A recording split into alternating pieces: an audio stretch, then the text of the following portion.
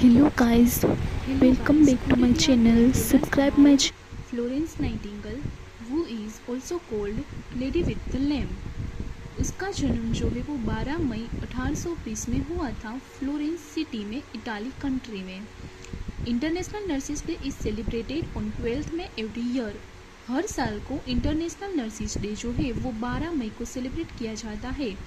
उनकी जो डेथ हुई थी वो हुई थी 13 अगस्त 1910 में लंदन के इंग्लैंड में। Year 2020, WHO has designated 2020 as the year of the nurses and midwife in honor of the 200th birth anniversary of Florence Nightingale।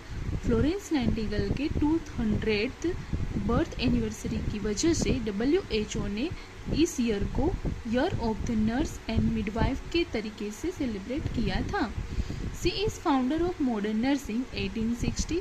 वो मॉडर्न नर्सिंग की फाउंडर भी कहलाती है, फादर ऑफ नर्सिंग भी कहलाती है, मॉडर्न फादर ऑफ नर्सिंग भी कहलाती है और मदर ऑफ मॉडर्न नर्सिंग भी कहलाती है। She was statistician and researchers first nursing theorist given environmental theory and Florence Nightingale's book notes on nursing 1859। वो एक स्टेटिस्टिशियन एंड रिसर्चर्स भी थी।